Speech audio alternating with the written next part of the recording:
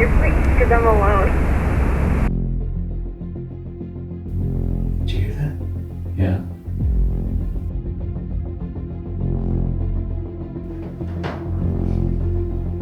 I know y'all heard that. I heard that.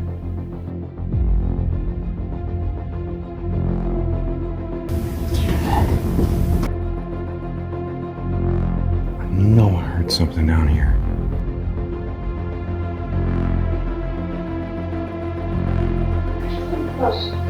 What was that?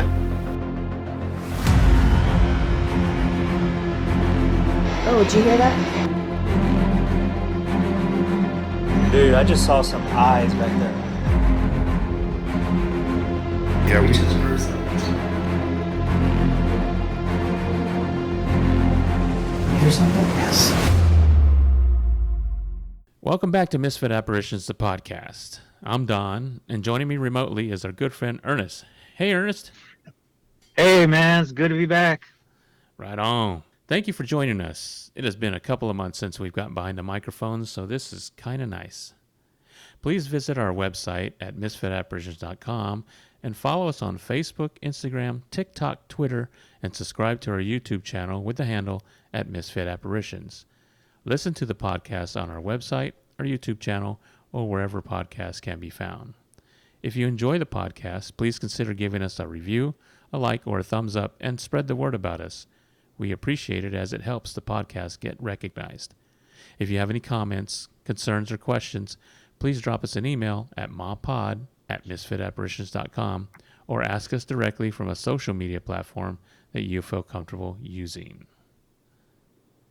So here we are, Ernest. We're back. It's been a It's been a while. while. Yeah.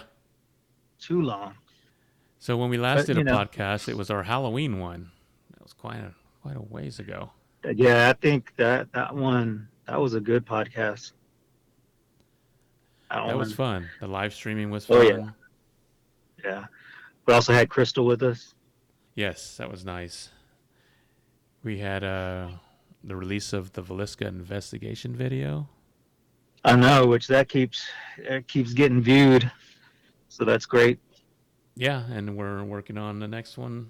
We won't say because we haven't made that announcement yet, but it's in the works. Oh, yeah. And it Well, should today- be good, too. What's that?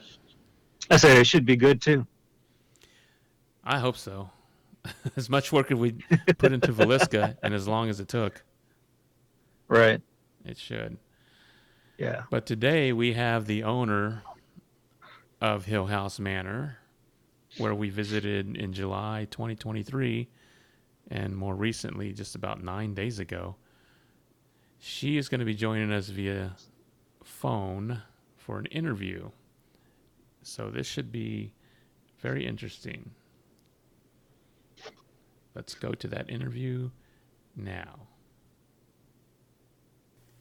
She's an award-winning author whose book, Hill House Manor, 13 Ghost Stories, introduces readers to an influenced and inspired collection of stories from the infamous location.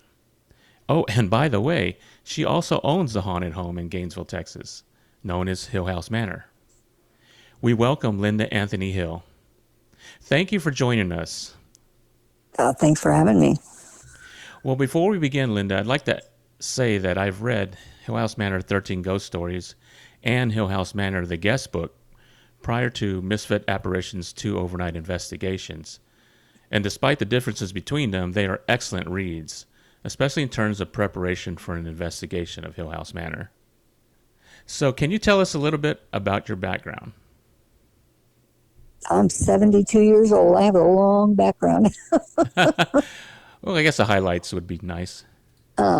Well, this might surprise you, but I owned a dental laboratory for 35 years, and I was in the dental business for 45 years. The haunted house that we bought, we didn't know it was haunted, by the way. It was a group of homes that were for sale, and it was take it all or walk away. And we decided to go ahead and take them all. And it took us a year or two to discover that it was haunted. we didn't even think about haunted for anything. We didn't know there was a paranormal thing.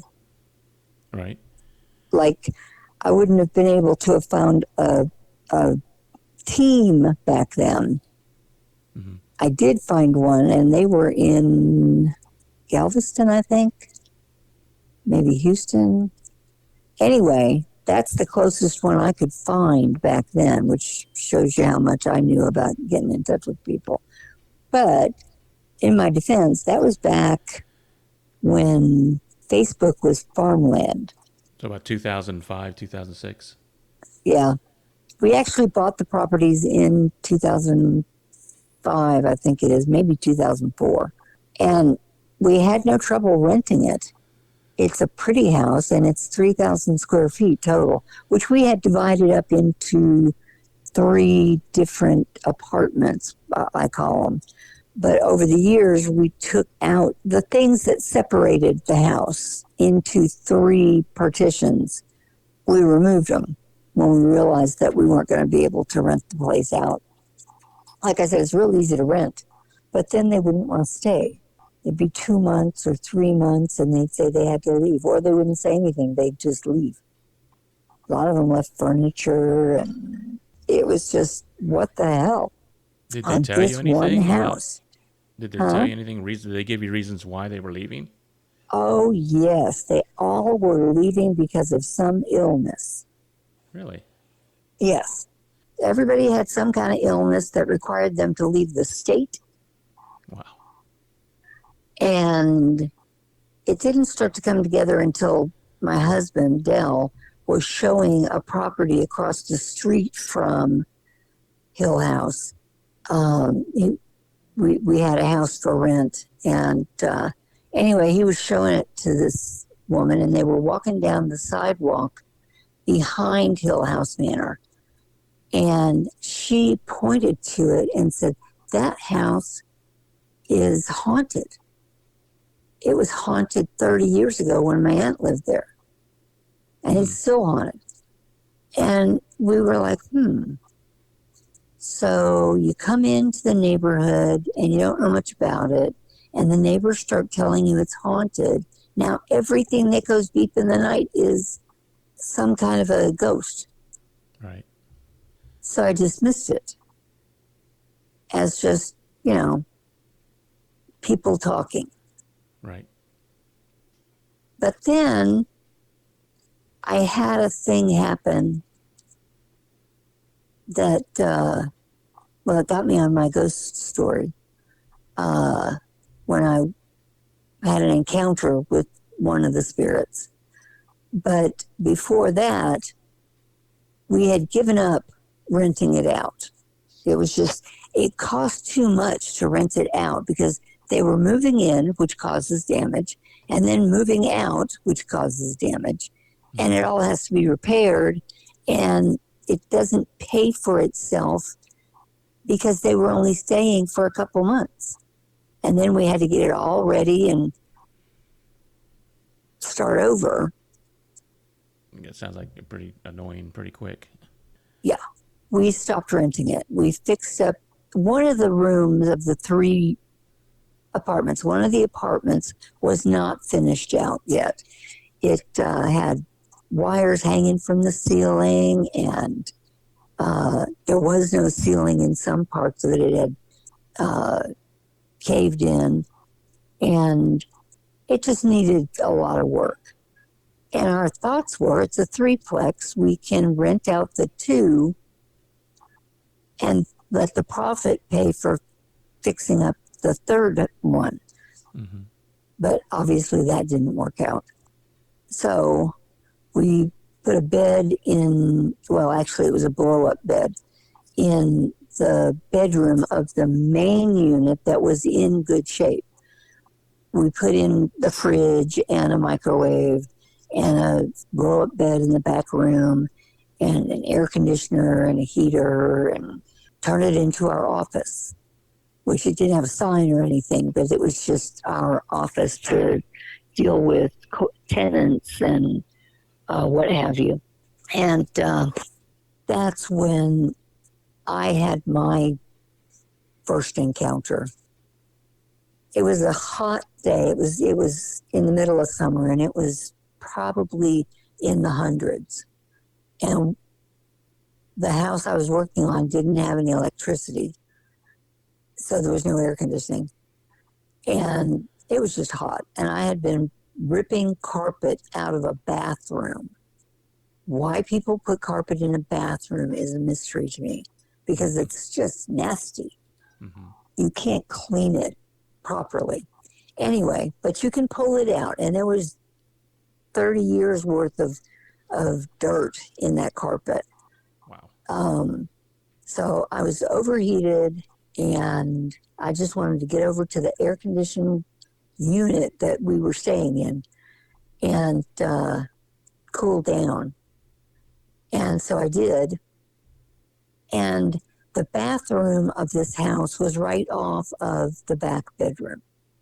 So it wasn't like having a bathroom in the bedroom, but it was outside of the bedroom and between it and the kitchen. And my husband had already quit for the day, and he was in the back bedroom just chilling. And I went in and, started getting ready for a shower, and he looked at me and said, "Looking good." And I said, "Well, thank you." And I went on to get in the shower. And I had just lost 15 pounds at the time, so he was complimenting me on losing the weight. Mm-hmm. But anyway, I got in the shower, and I was in there for a few minutes just letting the cool water, cool me off. And I had a shower curtain that you could almost see through. You could definitely see that there was something there. You just couldn't tell what it was. And I heard my husband at the doorway to the bathroom say, "Looking good again." And I said, "Well, thank you, honey," again. And we spoke, we had a little conversation, and he walked on off toward the front of the house. And it wasn't a minute later that my husband came walking out of the back room, and he said, "Who are you talking to?" And I said, "I wasn't talking to anybody. I thought it was you. How did you get back here when you went to the front?" I was confused. And he said, "I haven't left the bedroom until just now." And then it was like, holy shit. Wow. That wasn't him, and there was no one else in the house. Now, I couldn't see him as clearly as it would have been if had those shower curtains been that kind of plastic, but they weren't. So I could see him, I could hear him, but I didn't pull the curtains back or anything to look at him until the second time he talked. And then I pulled the curtains open. It was like, what is going on? Mm-hmm. Anyway, I stopped staying there pretty much. I imagine. And I go in with somebody with me when I can. It doesn't scare me. I'm not afraid of being hurt. It's just very startling. Right. Anything they do is startling because there's no one standing there, and yet you can see them or hear them. And they do it to other guests too. It wasn't just me. I've had several people who have had conversations with spirits while they were in the house. And we've got it set up now where you can come 7 days a week, or nights actually. They don't come during the day as much as they come at night. Mm-hmm. But the daytime can be pretty active too. In fact, the thing that happened to me was during the daytime. It was like high noon. It's just startling. So after that happened to you, did you kind of put it together as to why these people were leaving? It wasn't really because of illness? Yeah, I knew exactly why they were leaving. It was quite obvious to me. Yeah, Right. If I had people just showing up in the middle of the night, that kind of stuff, well, I wouldn't stay in it. I mean, when I did stay in it, I stopped staying in it. I fixed up another place. Exactly. And said, yeah. "Well, what are we going to do with this?" And my daughter knew somebody at the college she was going to who had participated in a paranormal team. And she asked if they could investigate the house. And I said, sure, no problem.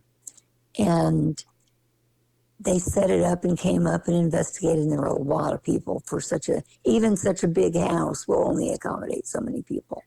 And there were probably 25 people there that night, which I've had bigger crowds, but this one was one of the first big crowds we ever had.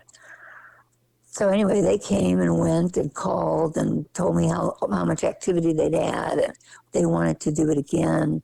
And I said, well, would you pay for it to stay the night? And they said, oh, sure, no problem. Mm-hmm. So I made up a number, and I can't remember what it was now. I think it was $10 a piece with a base of 10. Mm-hmm. So I was running it for nothing. They started spreading the word in the community, and there wasn't that much of a community back then, but there were a few teams in the Metroplex, and I was contacted by a lot of them wanting to come and investigate. And there wasn't so much activity that we had people coming every night, especially since we weren't advertising anywhere.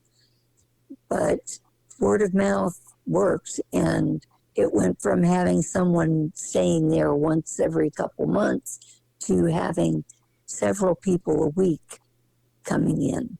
And that's when we really had to take it seriously that it was haunted. But it didn't discourage anyone. They liked it. That worked out really good. So what about the home's ownership history? I think there was a fire, right, in Gainesville that destroyed a lot of things. I don't know about that. That's a new one to me.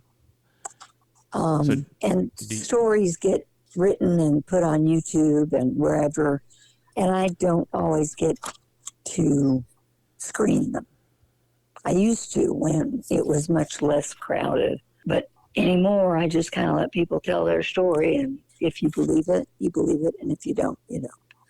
But its actual history, were you able to get anything? The actual history goes back to the middle, maybe even 1850. Gotcha. Yeah, so we don't really know when it was actually built or for whom it was built for. Well, it started as a one-room cabin. So this goes way back to when Gainesville wasn't even hardly Gainesville yet. Later, someone, and we don't have the records at the county, there was flooding. There wasn't fire, but there was flooding. That's what it was. Yeah. Anyway, and then somebody decided to add a room, make it a two-room cabin. But they didn't build out. They found another house that the people had quit the land. You could carve out, your own 60 acres or whatever. And that's what this did. But they subdivided it long before we got there. But it probably was just a farm type of situation. Mm-hmm. Anyway, they found a cabin that had been abandoned for whatever reason. And they moved that cabin, and I'm not sure how they did it, but they moved it over and joined it to the first cabin.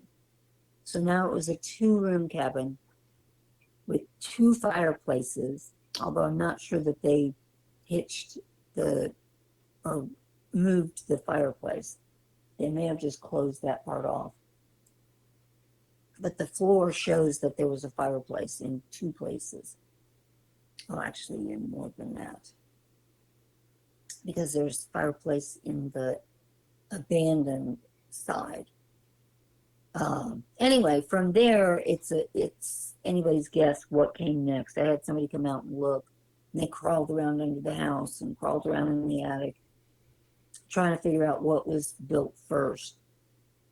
Right. And they're the ones that let us know that there was a one room, then a two room, and then they couldn't tell whether they'd taken off toward the back or toward the side, but it's an L shape. Well, no, it's really a U shape. house with one. The largest room is probably the room that is damaged the most, that needs the most work done on it. And like I said, we were going to do that with the profits from the two other or not rooms, but apartments. And we were going to pour that back into that unit.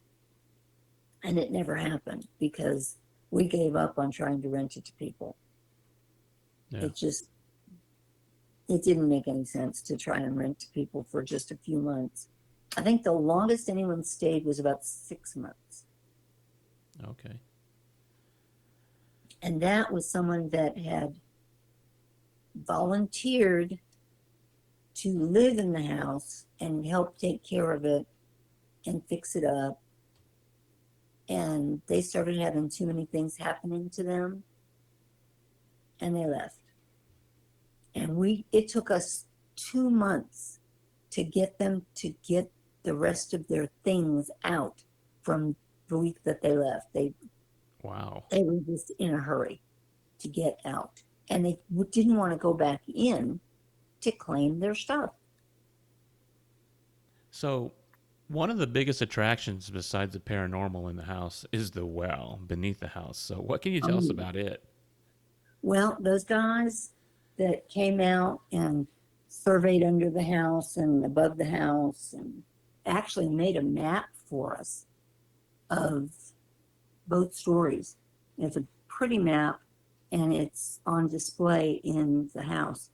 Anyway, we knew there was a cistern under the house. Now, a cistern holds water like after a rain or during a rain. If it starts to flood, a cistern will fill up and keep it from flooding or help keep it from flooding. But what these two found, Roger Denton and his wife, Mary Bell, they're the ones that did all this mapping for us, and they enjoyed it. But anyway, they found the cistern, and they moved the cover off of it, because you don't want, even under a house, you don't want a hole in the ground that we didn't realize at the time was over 19 feet deep Really? to the top of the water, and then another 4 feet after that. So 22, somewhere in that area. But he moved the cover off, took a picture of it with his camera, and he got a light reflection off the water at the bottom of the well, a working well. Right. So we drew some water. Jimmy Billman drew off some water and took it to a place where it could be analyzed. And they analyzed it and said that it was basically, they would boil it before they used it, but the water is clean. And it does, I've got a jar of it in my kitchen. I don't know why, but I do strange things like that. It looks like it was water drawn from a tap. It's that clear. And of course, people had always been drawn to that part of the room where that well is.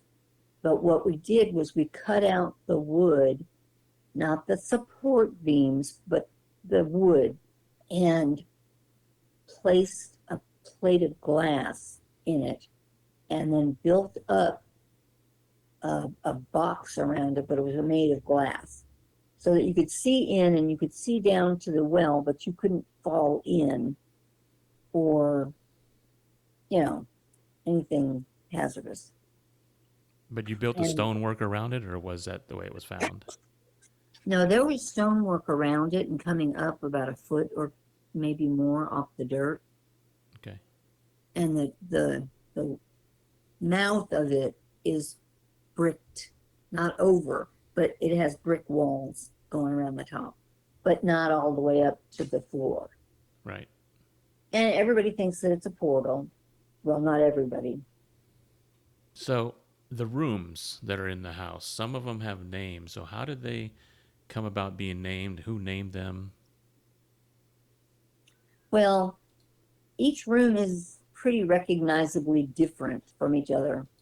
And people just started calling them, I guess the first one that got a name was the murder room. There was a spirit anchored to the floor in the murder room. And it wasn't a simple matter of getting them loose. They had to free them up where they could move around, go wherever they wanted to. Anyway, I got a spirit group in to help take care of that. And the spirit can now come and go as it pleases. And it comes back and messes with people all the time. And so people investigate it because it's one of the best places to get EVPs, which we're famous for. We were doing a tour. I had about 15 people lined up going through a passageway and get back to a bigger room. And it was the well room. That's what we used to call it, the well room. But the different rooms just have acquired different names because of either what's happened in them or what somebody got a session and says that they met, certain people who are doing certain things, and that all helps. But we've got the well room, we've got the murder room, we've got the children's room, is what people call it now, but it's really not. Although that's where they keep all the children's stuff. People bring things when they come to investigate. They'll bring little trigger objects, especially for the kids. And there's just a growing collection of things up there for kids. You've got a room with a mirror that acts as a portal. Did somebody put that there, or? Oh, no, that just came with the property. Wow. There are several mirrors upstairs. There's one in the foyer, there's one in the bedroom, on the closet door, but on the inside of the closet door, not the outside. Right. And that is, some people think that's a portal. We had a team get photos 2 months in a row, same team. They got a shadow man in that bedroom. The fireplace room is what we call it, because there's a fireplace in there. And we don't even want to open that can of worms yet. So we have left it alone. The chimney's gone. There's a chimney in the back of the house and no heater or heat, Mm-hmm. And there's a fireplace in the front of the house and no chimney. Go figure. Interesting. Right. You have like what I call the checkerboard room? Yeah. The floor? Yeah, it's a checkerboard floor, which I put down myself. That isn't old, but it blends well, I think. Anyway, that was somebody's room, obviously, but it was also obviously the kitchen with the last tenants that we had in there. Each of the apartments has a kitchen, a bathroom. That's about it. But like, there's a working fridge in the kitchen downstairs, and coffee makers and toaster oven. Just the stuff you need if you were spending the night somewhere, and it's just one step up from camping out. Or as you put in your website, it's better than a cemetery, but not Queen Mary. Right. To the best of your knowledge, based on what other teams may have told you, does anything happen in that lounge media area where most of them stay? Yeah. Oh, things happen in there. Yeah. People think that a haunted house needs to have a ghost in a spot, and it just doesn't work that way necessarily. We have spirits that come in probably through one of the portals, and they'll just stay for an evening or a week, or picture the way you'd put a vacation together. And the teams that got the picture of the shadow people, there were two people at two different times, and the spirits didn't look the same. They were different. and they were perfect shadow people. They're on the web. They're on my site. I've seen them. And you can clearly make out that there's a person standing there. Right. They just don't have any details. And that to me is a little disconcerting. But the mirrors, there's one in the door to the upstairs bathroom, which has 3 doors, but this is the middle door. It has a mirror on the outside that's been painted over. And I don't know why, you know. There's been so many tenants and so many people in this house. If they all showed back up, it would be quite a party. Even the living could do it. There used to be a school, a grade school across the street, no, middle school across the street from Hill House. Now there's a Boys and Girls Club, but there's always been kids around. And we have a couple of kids that show up periodically. And some people want to concentrate or focus on what they've heard about the kids or about the hookers or the old curmudgeon. There are lots of spirits that come and go. And, well, I had one girl come to me after a hunt and say, "You have made me a believer." She said, "I actually had communication with a spirit, and it was intelligent communication. And I'd never had that before." I said, "Well, you're welcome."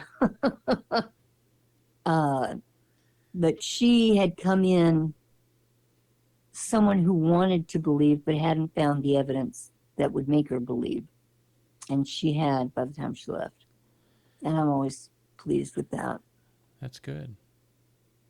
So you described your experience or your encounter with paranormal activity. Has anyone else, like your husband, experienced anything? Oh, yeah. When we had it rented or part of it rented, he would come over onto the side that was abandoned. And we used that as storage because we had projects like 10 houses that we were refurbing. They had hardwood floors and just all these nice little features. And we were trying to open them up and, you know, take advantage of the fact that there was hardwood floors and hardwood ceilings. And anyway, our construction materials would end up in the buddy side. The buddy side? And, well, I'm trying to remember what they've named it. The side with no electricity. Oh, downstairs near the well? Yes. Okay. We've had people tell us that we need to turn the electricity off to that side of the house. They're trying to investigate, and there's too much electricity. Go figure. And I said, "There's no electricity over there." "Yes, there is. We're measuring it." I said, "Well, I don't know what you're measuring, but it's not electricity because there's no electricity over there." And finally, it took a man to tell this man that there's no electricity over there before he would believe it. It was like, "You're a woman, you don't know what you're talking about." Oh, boy. The spirits don't even like that. But, I mean, the one side is called the safe side because it feels like someone lives there. It has couches and chairs and tables and, you know, a refrigerator and the command central where the cameras are all set up. You would go into the empty side, the buddy side, where you're not allowed to go alone. You have to take a buddy with you. That's why I call it buddy. Okay. We're pretty adamant about that. Don't let anybody over there by themselves. Or you escort them over there where you can see them through the cameras, and if they want to sit there alone for a while, they can, as long as you're watching them on the TV. Because people have gotten knocked over and scratched and just, you know, petty little things. But we don't want it to happen to somebody and nobody know, especially on the storage side, the buddy room. He would hear people, like a party going on upstairs. So he would go up to check it out, and there was no one there. There was no party going on. There was no one there. He would hear someone talking at the front of the house when he was in the back of the house, only to find no one when he went back up to the front of the house. He would have tools disappear and then show back up a few days later, or a week later, or a day later. You know, there was no timer on it. That area is probably where most people investigate, is the downstairs front of the house. The well attracts a lot of people, but yes, my husband has a unique view about the spirits. He knows they're there, but he doesn't think about it. He doesn't dwell on it. And that, I think, helps him to keep them from bothering him. So, do you believe the house has any malevolent or bad spirits? Well, they do have a sense of humor, and they will make you believe that somebody's doing something somewhere in the house, and then they'll leave so they're not there to represent. And we've got people back there looking for what it was that they saw and or heard, and then they'll go away and leave them just hanging halfway through, kind of like I'm doing to you now. No, they're just being mischievous, huh? They're just being mischievous. Mischievous, exactly. Somebody came in and said that there was a demon. And I said, no, there's not. We keep this place clean of Anything bad? yeah. So, no bad spirits, so that's a good thing. But have No. any spirits brought any harm to you or any family members or friends? No. Scare us every once in a while, but hurt us, no. My daughter won't go in there, into the house at all. She had a couple of incidents with it when we first bought it. Her husband is the same way. He went up the first day we went to work on it. He went with us. He was going to help us. And I sent him looking for something in the storage side at the back of the house. And there's an area right there between the murder room and the well room. There's a small area that feels, or at least at that time felt,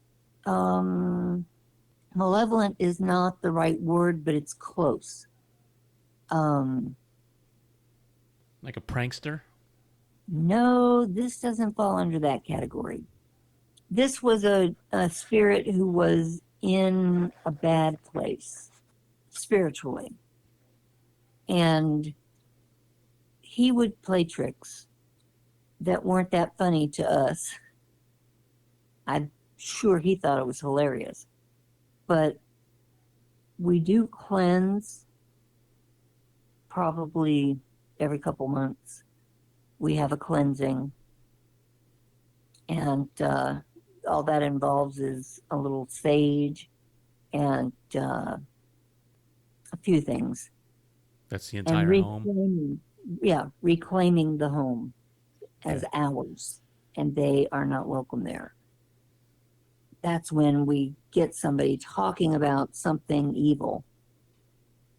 But there's a funny story about a guy that thought there was a demon. No, it was a girl. It was a girl. I'm sorry, I started the wrong story. I was sitting out on the front porch with quite a few other people. We were just chatting, and this woman comes walking out of the house, and she's upset. She says, there's a demon in the murder room. There's a demon in the murder room. And I said, wait a minute. How do you know there's a demon in the murder room? She said, he told us that he was a demon. I said, how did he tell you? And I believe they were communicating with dowsing rods, but I'm not sure. I won't guarantee that. But they were talking to this evil demon. And I said, you weren't even supposed to be back there, were you? I told y'all to take men only if you wanted to have a conversation. And she said, well, I can go anywhere they can go. I said, okay. I personally believe that it's the curmudgeon and he's trying to get you out of there because he doesn't like women. And I don't mean that in that way that you're thinking.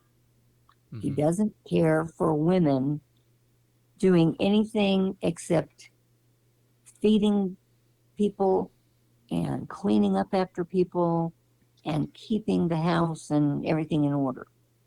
That's all a woman is good for. That's all he wants them for.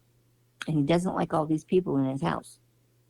And I said, you stay out of there and then tell me what happens with the guys only. And they came back, all of them, the whole group came back. It was probably another 20 minutes. And we couldn't get him to say that he was a demon. I said, well, what does that tell you? And they were like, well, maybe it's not a demon. Mm-hmm. Maybe it's just one of them trying to fool us into thinking they're a demon. I said, there you go. Just a mean spirit. Yeah. And he doesn't like women getting involved in men's conversations. An old-fashioned mean spirit. Right. He's from the 1800s. Think what his mindset is like. It was pretty interesting to me. Just the whole, someone defying me, for starters, you know. I warned them. Only let the men go back there. Now, if you've got men and women, they can go back there and they can communicate with all kinds of other spirits. But if you want to have a spirit with the curmudgeon, you better take men only. And they didn't.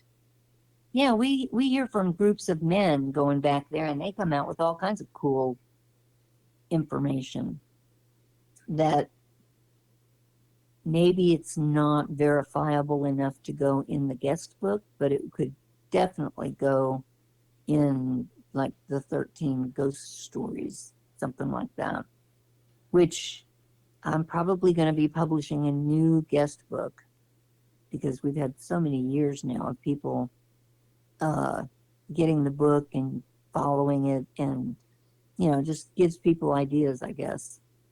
And 13 ghost stories, those are fiction, but they're based on or inspired by Hill House Manor. So when you come to me with a story of what happened when you were using your dowsing rods to communicate with something, if you can't prove anything like with a recording or something to back it up, then I kind of will write a story around it. If I like this story, I'll write a story around it and turn it into a Hill House story. There are things that people have claimed to have happened, but they couldn't prove it. So I can't put it in a nonfiction book, but it'll go great in a fiction book. So what was your favorite story out of the 13 ghost stories? What was my favorite? Yeah.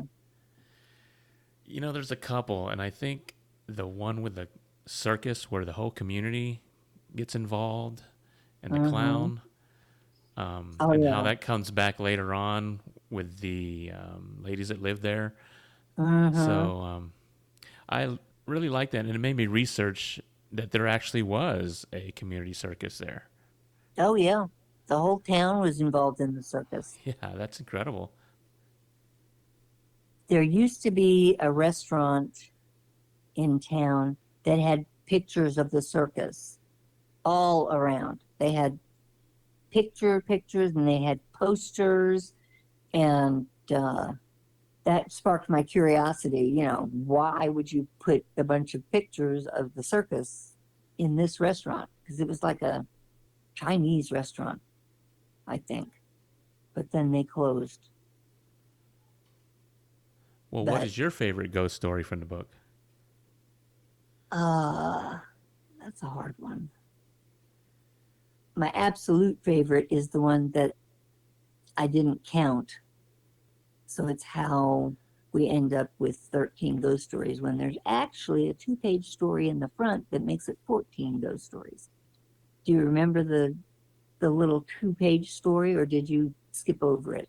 No, I did read that, Did you? Cool. and That's my favorite. that's your favorite.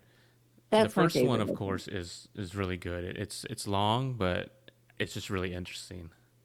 Yeah. The cabin moving, Yeah. and then Yeah. waiting for the woman to show up and marry her, and Yeah.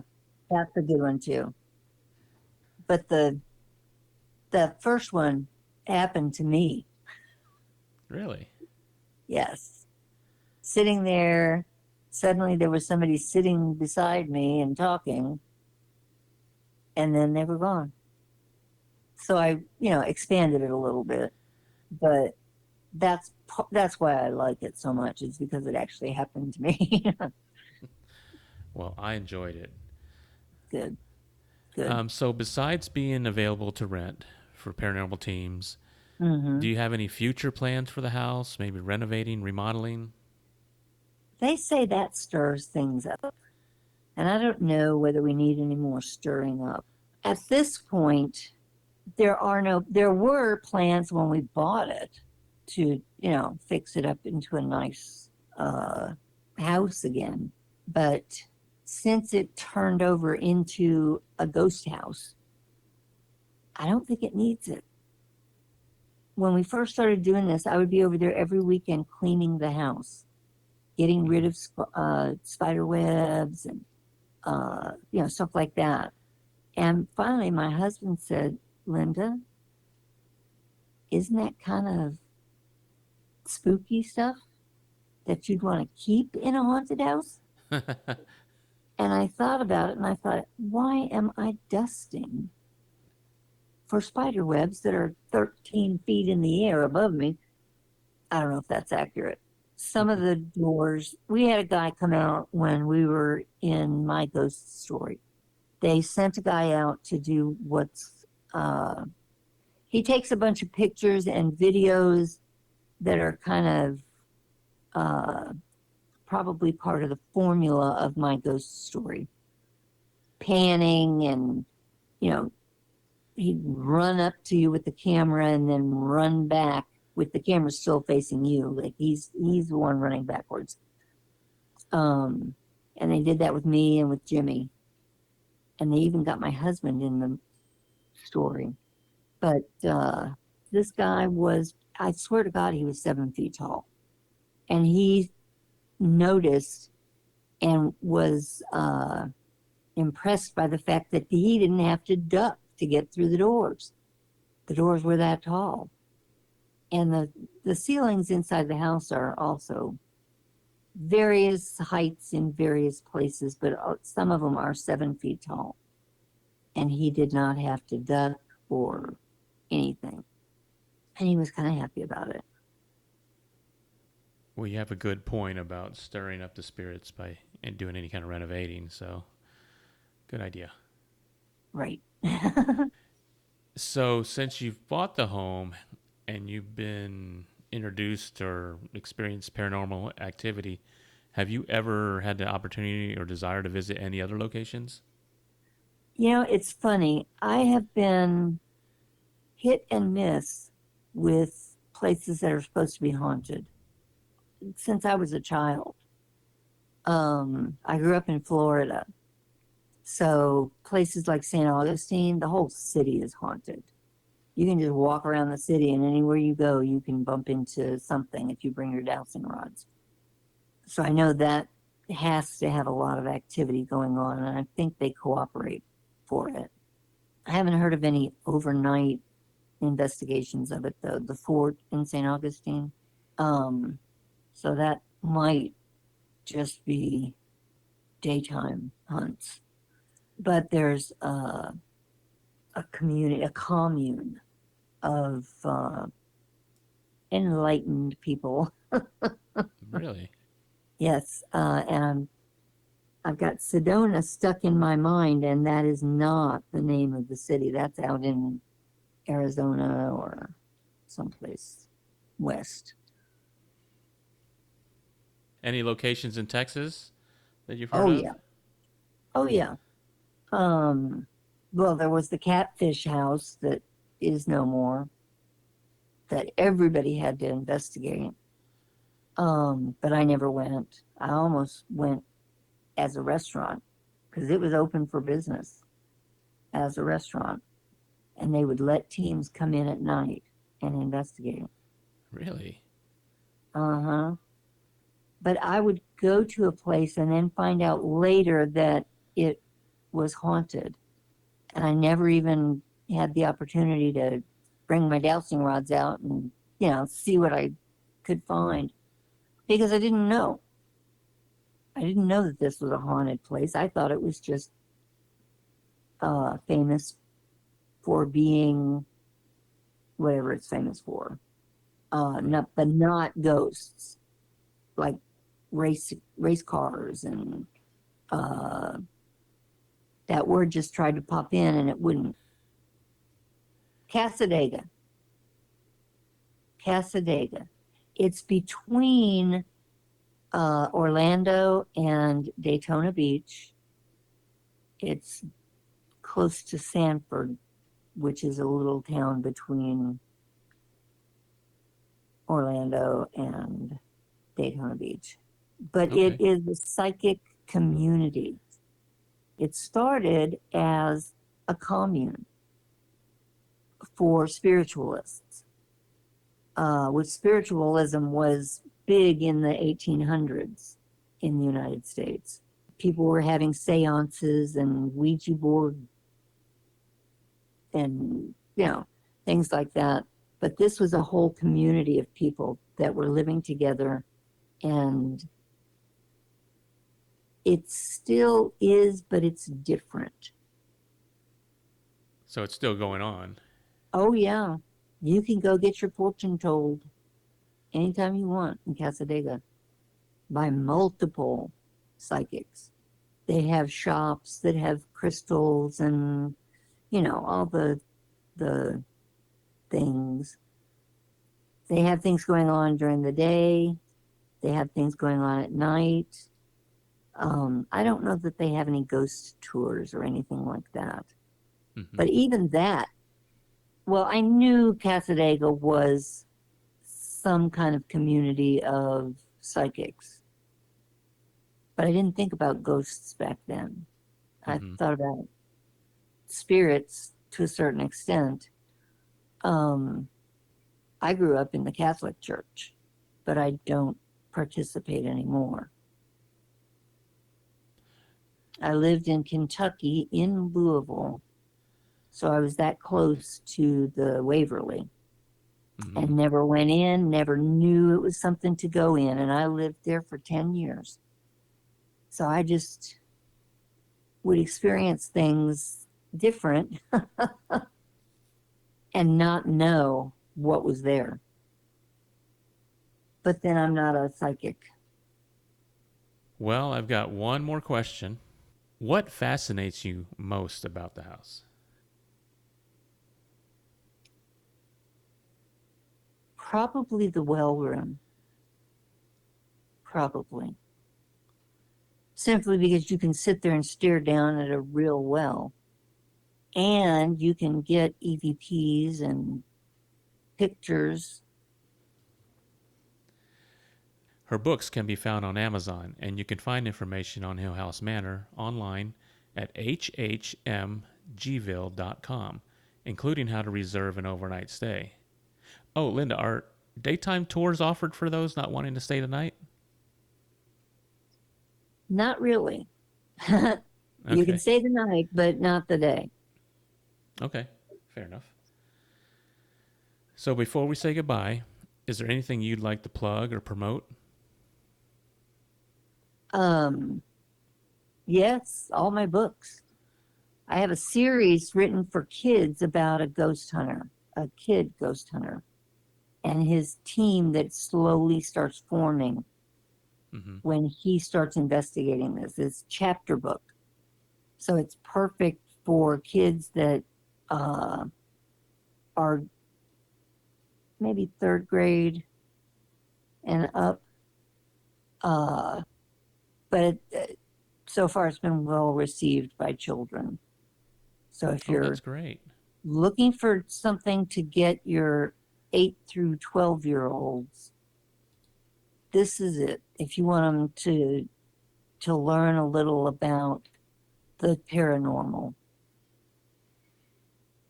Very good. Is there anything else? Well, I've written a book called Finding Up, and it is a kind of stairway to getting from not understanding anything about what you're doing to mastery of what you're doing. It takes you through the steps you have to go through to get to mastery in like finance, health, you name it. If there's a starting point, you can go up and get to the top. It's an easy read, but it's a read that you want to do more than once.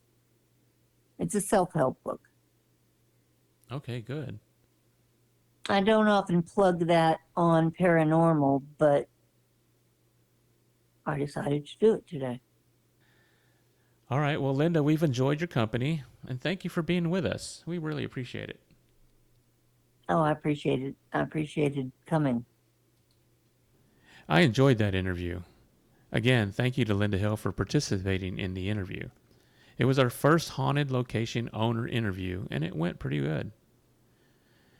Now, Ernest, let's talk about the team's 2 investigations at Hill House Manor, how we feel each one went, and how they compared and contrasted.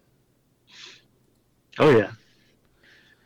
Yeah, I know the difference. The first difference is when we went the first time we went in the summer, it was so hot.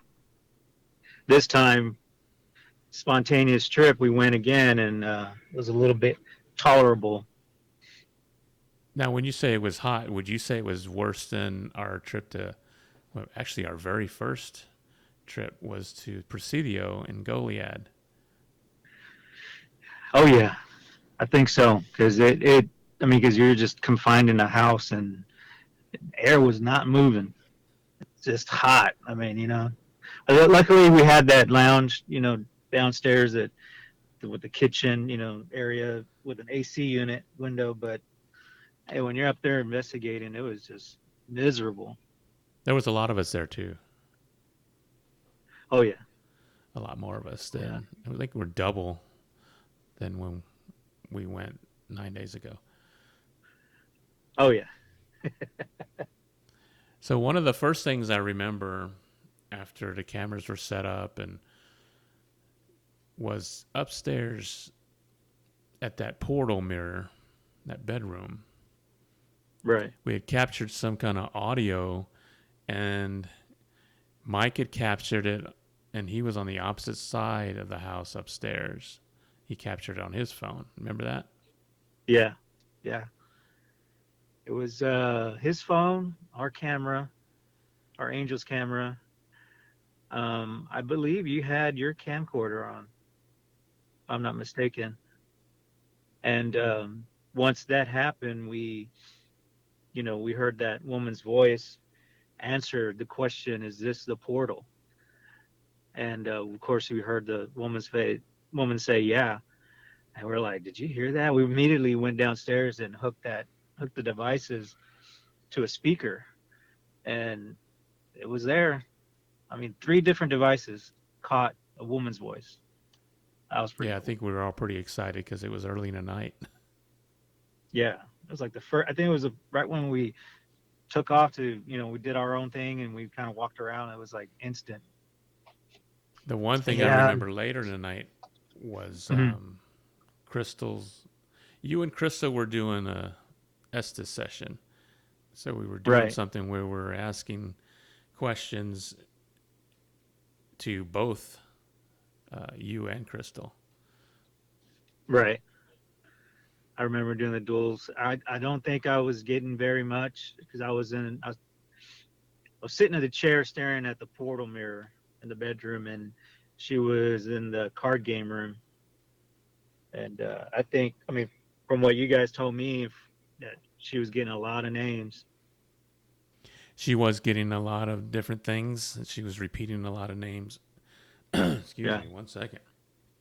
She was repeating a lot of names, and we all just kind of gravitated to what was going on with her. Yeah. And I started writing down those names just to see if they had any, if they were in the book 13 Ghost Stories, Right. but I don't think that they were. Yeah. I think at a certain point, I had actually quit because I was like, I'm not getting anything. And at that point, I had walked over to the card game room and I sat down there just listening because she was just going off. And the instruments were going off as well. Oh, that's right. I forgot. Yeah, we had like what, a K2 maybe. I don't know about REM pod, but I know the K2 was on there. I think a REM pod was on the table. Yeah. It was good. I Yeah. It think was the just it. Go ahead. no, I was just going to say I think the miners that were with us enjoyed it as well. Oh yeah, yeah, yeah. I think they went more often than we did because I mean, for us, it was just because it was just hot, man. I mean, Yeah. you could only tolerate for a little bit, and then you had to, go downstairs and into the AC room and, you know, re-energize yourself because I mean, you're just sitting there just sweating. Yeah, this Texas heat in those months, you don't want to be in a place with no AC. Oh yeah, nope. Oh no. Uh, I don't remember. I think there was one point where when we first got there, I had taken some pictures of the front like we always do. Each of us always take pictures of the location. Hmm. And there was one particular that I think I had told you about that we hadn't even set foot inside yet, and I had taken a picture and I had posted on social media. And this person that I don't know who she was, she just chimed in and said, "There's a woman in that photo looking right at you, and she seems very interested." I was like, I was like blown away, like what? And I think you blew up that photo. Uh-huh. So it Did we looks see like it could something there? I see. don't remember. I think I think there is something there, but it was kind of hard to, to locate. But there seems like a face there. But Oh, to that's me, I right. couldn't tell. I couldn't tell if it was a woman or a man. So I don't know. I don't think we heard any footsteps or anything like that I remember. I don't I know they recall. have a yeah. We did several sessions. I think there was another. We Oh yeah, that's right. We did a Ouija board session over on top of the well. Oh, that's right. That was you, Mike, and Crystal, right? Yeah, yeah, yeah. That's pretty interesting. I don't think we caught anything, but uh, we haven't even got to Hill House Manor to actually view the cameras yet. That's true. Yeah, we are. It's hard for two people only who have lives outside of this, who make a Hmm. living and have a family, to go through the tons of stuff that we already have. hours upon hours upon hours. It's insane. It, yeah, yeah, but I'm sure other investigators will agree is that you could sit down and watch a video that's 5 hours long, but 10 hours later you're you're still at it because you hear things, you see things, and you always got to like pause, stop, timestamp it, go back, review it again, and it's a long process. Yeah, you're right. It's hard for just two people doing it. Yeah, but we do it. That's why it takes a Yeah, long time for these to come out, but I mean, hopefully that'll just change. the, just the stuff you catch. If you hear something and it that excitement is like, okay, you want to press on, and that's what keeps us going. Oh yeah, it's like reading a good book. Yeah, You don't want to stop. yeah. So I think at the same time when we did the Ouija board, you and another person were in the murder room doing a Estes method. Do you remember? Did you Oh catch anything there? yeah, the former member of the team, he was under, and yeah, there were some things that came up and what he was saying, and again, it's gonna have to be stuff that needs to be reviewed. Yeah. It's not these types of investigations that we go on that we immediately get back and jump right into, because most of the Right. time they're out of town, it's driving, you're tired, you just want to go to sleep, which leads us Right. into the next investigation of Hill House Manor that we did like a week ago this past Thursday. Spur of the moment Right. type of thing. And I believe it was a lot different than our first time. Yeah. It was. It had a different vibe to it too. It's like I don't know if everything just was in like all the planets were in line or something, but you know we went spontaneous and we were there on the 13th, Mm-hmm. and the book is what, 13 stories or 13 ghosts. 13 Ghost Stories. Yeah, and then it was a full moon, a red moon night. We even saw an owl up in the tree. That's true. So yeah, it was all that just was made it more interesting. And the temperature inside the house was actually tolerable. Oh yeah, yeah. I mean, think about how we were like, what, we did a session for an hour, Oh, yeah. and then we did another session for another hour. I mean, we couldn't do that the first time we went because it was just too hot. So we, it go ahead. I was just going to say, I thought we were doing a TikTok live because I don't know anything about TikTok. Just hit the record button. But Oh apparently it yeah, wasn't that's live, right. but we did a little walkthrough of the house and posted that Yeah, and got some people that appreciated that. And then yeah. we attempted to go live stream, but the reception for our cell phone services was just really, really bad. And Oh yeah. I didn't let the owner know in advance that we wanted to use Wi-Fi, and I think that's why we couldn't find anything there, but it is offered. Yeah, So we went ahead yeah. and planned how we were going to do a live session, a live stream. And we Right. planned it really good because we followed through, and just Mike, with his great camera skills, we recorded it as if it was going to be live, and we each had sessions to do except for Mike, and it went really well, and it was uploaded the next day. It took a long time to upload. It was over an hour long, right? Yeah. Well, I mean, that area I mean, not just the location we were in, but the whole little small city there, town. The service was just bad.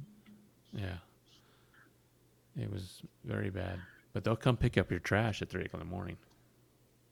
That's right. I forgot about that. Yeah, when we were reviewing like different videos we had, it was like, is that trash pickup, Yeah, sanitation 3:30 in the morning. services are great. Wow, that was interesting. Do we want Yeah, to kind of talk about our sessions and the things that we caught? yeah, yeah. I think uh, the idea that you had with the cards, that was pretty cool. I like that idea, and then we went through it, and we caught a few things, asking all the questions, but it was fun. I think I won, right? One time Yeah, at you were poker. all in. You bluffed away big time. I had the poker face. Here's all my chips in. Poker face in the dark. Nobody will see you. Yep. And With a red. had the Yeah. spirit had stayed in the game, would have Hmm. won. Full house. Oh yeah. Dude, she, spirit, whatever, that they would have won. They would have kicked our ass. But they That folded, or they yeah, didn't say they yes got or rid of no. two So cards, and they got two new cards, and they had a full right. house. Yeah. That was pretty cool. Yeah. I think that if anybody else, any other investigators go to this house, they should take a liquor bottle up there and just pour shots. I wish you would have thought of that, but we didn't have any shot glasses on us, or even liquor. So Well, it was maybe there. that would have. Yeah, it was there, but I it would have been don't good think I would have if we drank could have. it. No, no, hell no. But it would have been good to like have like shot glasses, then pour it in, just to you Mm-hmm. know, you know, see what kind of feedback we got. Like, hey, you want another shot? Oh yeah. Yeah. How But do we that give session, another shot? right? Here, let me take it for you. Right? Oh no, no, no. And then you like start feeling somebody stab you. Are you poking me? But yeah, it was a good set. I like that. I like that. We should try that again somewhere else in the Yeah. future. See what we catch. So what And about then the session that we did upstairs and the voices that we heard? is that during your session Was by the it? I mirror? wasn't under. We were doing a portal session, right? Oh yeah, yeah, yeah. That was after we did the video Yeah, the this that we was like at posted. 12:30 or 12:40. Oh yeah, yeah. I mean it. Most places that we've gone to, I don't see how you can capture a child's voice, a woman's voice, and a man's voice, but we always end up having that. So I know when just kind of backtracking, I know when we set up the angels and the recorder, and then you set up the portal, and we had gone to the store to get some snacks and stuff, hot pockets, and Yeah. we came back and as we were eating before we did the video, we were listening, and that one man's voice that did not come out of the portal, but came out in our recorder. That is that. What did it say? I think it said "You're mine," Mm-hmm. but it was like a deep voice. That yeah, Pretty deep. yeah, But that was when we were not in that house, right? yeah. That's when we. It was like like a caretaker thing. We left it running, went to the store, and came back. Yeah. Oh yeah, Yeah. yeah. But And when we were up then there, like you're saying, yeah, we were getting some good stuff. the highlight I think was the something that could be equivalent to a spirit moving an object. Right. When Yep. we're sitting upstairs in a room that's probably about 10 yards, 15 yards from the children's room on the same floor, and we're listening Right. to the portal, and I'm hearing what sounds to me is like two people talking. Right. And I look, and then you ask me about it, I believe, and then you go and investigate it. Yeah, I saw you. Because I was filming, like moving my hand around, Mike, and then you. And when I saw you looking to your left, and it was like a stance, like you were really like listening. And that's when I said, like, "What? You hear something, or are you seeing something?" And you had said, you whispered back, and you were like, "No, I'm hearing a conversation going on." I was like, "What?" So yeah, that's that. After what, a minute or two, I had gotten up and walked that way, and I didn't see anything or hear anything that.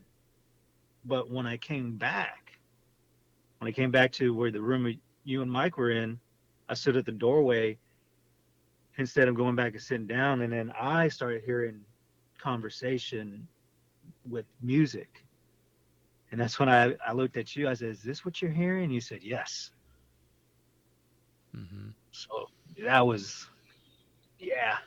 Yeah, then we went over there. Yeah, I mean, we stopped the portal and decided to go over there, and Mike right. came with us, and we didn't hear anything at that time. But I said, "Oh, look, audio recorder. Let's go downstairs and listen to it." Oh yeah, that dude, that audio recorder. That's like when we forget where we put them. Yeah, It's like we find a diamond in the rough, you know? And it's like, yeah, oh, everything we were hearing now, see if it came up on the audio recorder. yeah, and So, it did. It was like a oh yeah, song the first time. I don't know what music it was, yeah. and And that's then when Mike was saying, well, it could have been the neighbors. I said at 1:40 in the morning yeah, on a Thursday. Thursday night leading to Friday morning, like that's a work night. it was the sanitation workers are sitting outside in their vehicles waiting for 3 o'clock. Yeah, But yeah, we listened to it, and I think believe the first time we heard it was different yeah, than the other two times that were all recorded.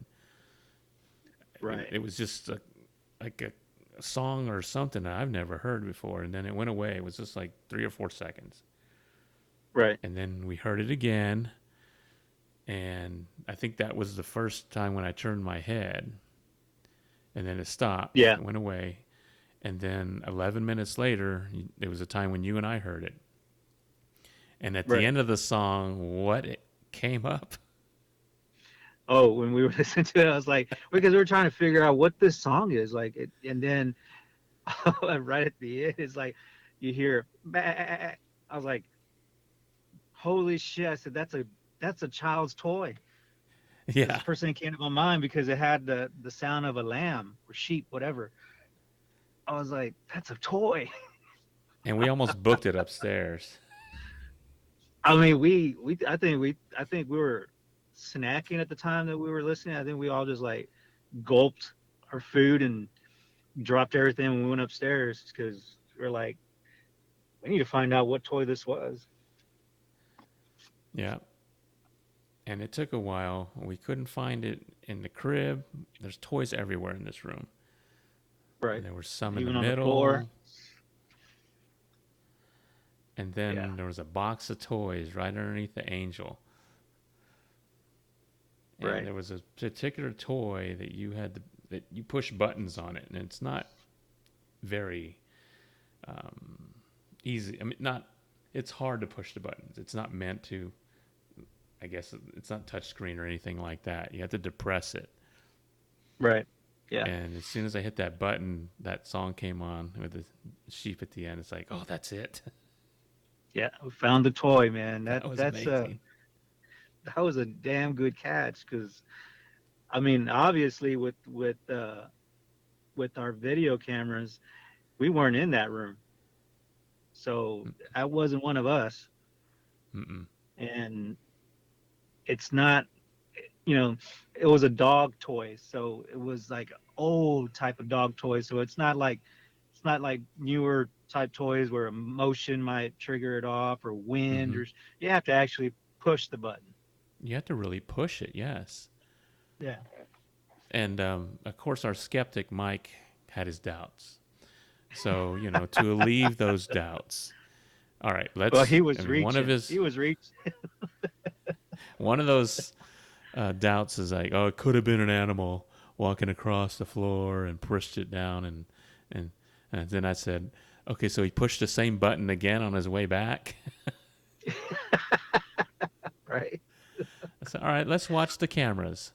Let's go back. Yeah. We rewound it and we watched. I mean, we spent an hour and a half, I think, just watching and watching and watching till it came up, Yeah. and the Yeah. angel caught the sound as well. Right. And And there was nothing the that crawled around there. nope. And the other thing that when we were sitting there watching, I know a lot of us don't believe in orbs, and there's certain ones that I kind of think like, well, that could be maybe, but there was one orb that was in the crib that was coming out of the crib, and it was like a little green, like a green light, but it was almost like a laser Hmm. pointer, but it was moving like an orb. And when that green orb came out of the crib, and then right there is when that nursery thing, whatever dog went off. I was like, whoa. So I don't know. I mean, you kind of sit there and you think, well, okay, yeah, spirit did this, but was it a child spirit? Or was it a adult? I don't know. And not to mention the But cat balls. When we oh, left, that's right. went I forgot downstairs, they about were that. going off. That's right. You're right. But did you notice also when we rewound the video on that camera, and we're all Right. standing there, we're watching what Mike had shot, and I guess we didn't pay attention, but the cat balls were going off, and we didn't say anything. Right. So That's true. that was kind of weird. It's like, Yeah. I mean, people might say, well, because you walked by and stuff. Yeah. I mean, anybody's step will mm-hmm, trigger a cat ball going off. I know we put in it was right next to these marbles, but it takes what, maybe 10, 12 seconds for it to stop lighting up after you know. yeah, So when we went back down and sat down and it was going off, I know Mike had said, well, that was us. I said, but that was, we've been out of that room for a while now. yeah. But when So we were yeah, up that was, there, when Mike was shooting and we were doing a portal session, it was the first thing we did. When you yeah, watch it, we're doing a portal session. We're not moving. We're all in one place. And what I'm right. saying is that the cat balls were going off, and for some reason we didn't acknowledge it, Yeah. which, I guess we weren't paying attention. I don't know. I don't know. Yeah, you're right. We're normally vigilant about stuff like that, Yeah. but that was, I mean, that to me, that's a good catch. We've had a lot of stuff that we've seen, heard, even at Sally House when we had that loud noise that we still don't know what that was. I mean, this to me is like, just it's the spirit moving something, even though it was just a toy button, Yeah. but it still was moved. How did it get that energy to do that? Yeah. It takes a lot.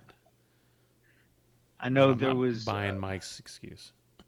oh no, even like when we came back and I think we talked with him about 3 days ago when we all went back to work, and he was reaching. He's like, oh, probably like these waves, frequencies or whatever made it go off. I'm like, really? He's like, he even said, he's like, I'm reaching. I said, yeah, you're reaching because that doesn't make sense at all. No, Mike needs to be like wrestled by a spirit, like put into Oh yeah. a DDT or something. Dude, our next investigation, I'm gonna go all out and say this guy wants everything. Take Right. him, take him. But wanted to just talk about is that I remember when we were setting up the cameras.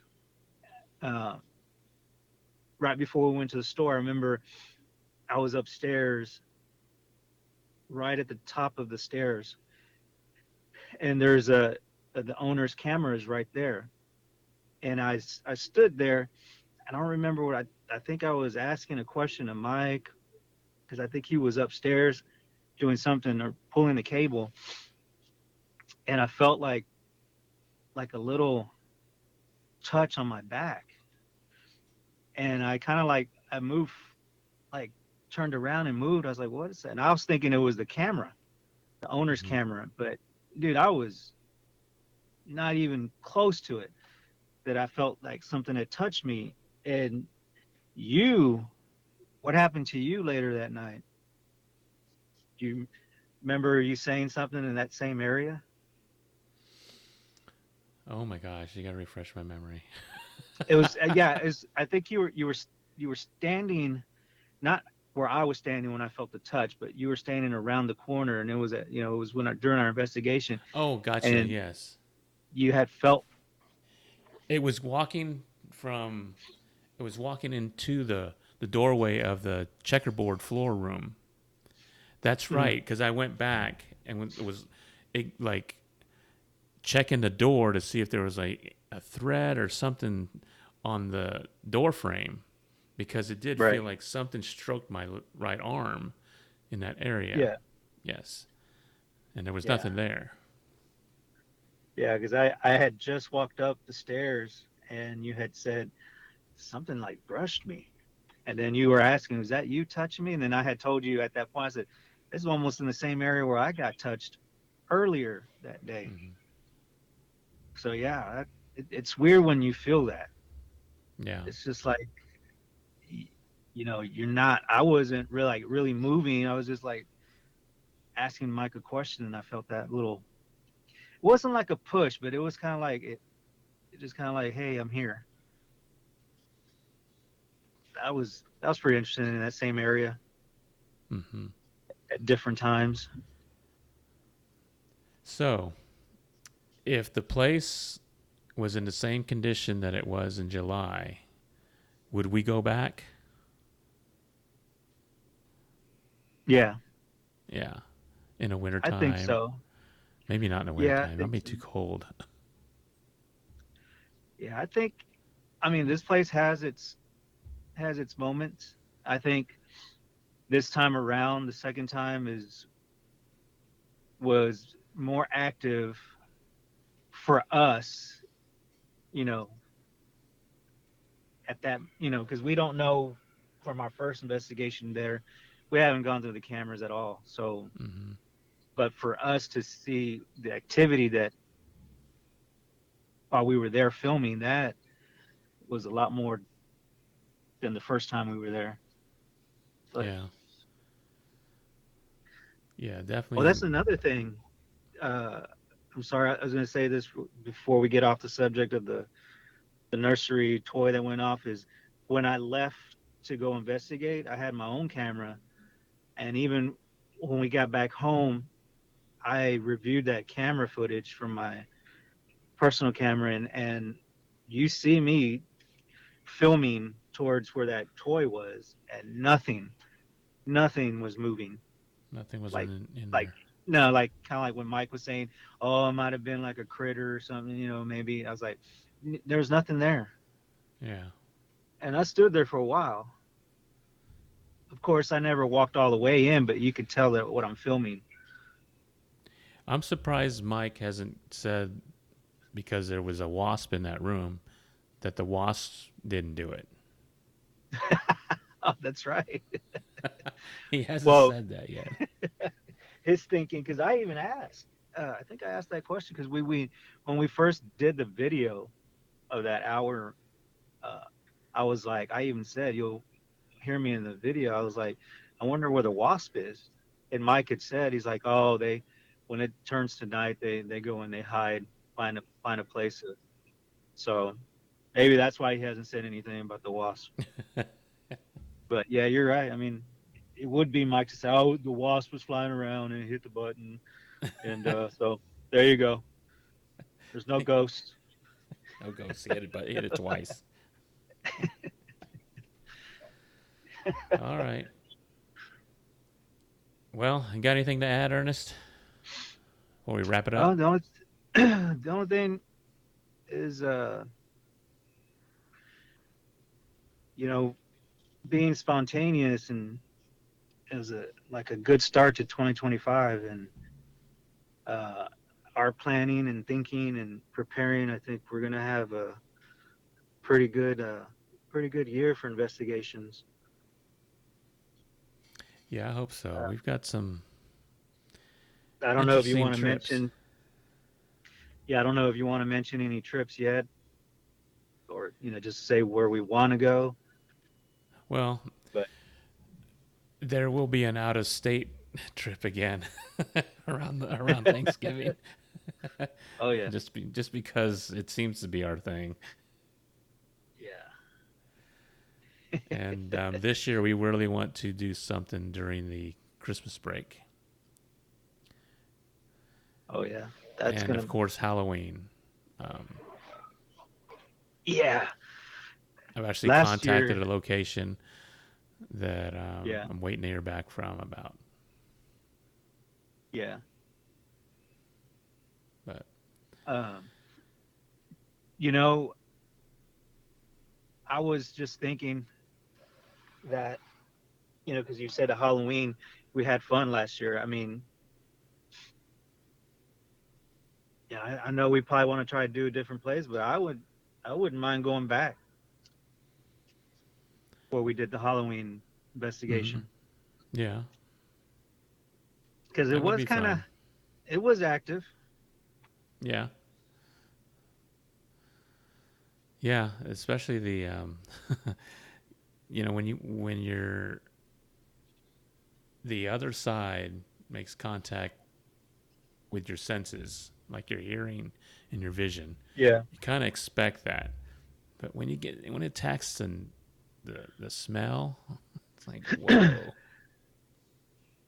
Oh yeah, The that was coffee, what that 3 a.m. coffee. yes. Ooh, Yeah, and then Chris brought up a good point about the what is it the that's shift the change. hour where the shift changes. Yeah, Yeah, I mean we don't I don't drink coffee, so well I know I wasn't making coffee. We weren't even making no, coffee, so that's just I don't even think I saw coffee there, I don't like a remember coffee seeing pot. anything there. Yeah, so I mean I wouldn't. I know we're still looking around, but I wouldn't mind going back. Uh, Halloween, maybe this time Mike will join us. Yeah, Uh, put him in the spot. yeah, because it's Put not him in the that unaffordable. It's no, and it was fun, and the owner is really nice. I really liked her. yeah, it's very down to earth. Yeah. Well, all right. I guess we'll wrap it up. So that'll do it for this episode. We appreciate you listening. And until next time, Ernest. Stay spooky, fellow misfits.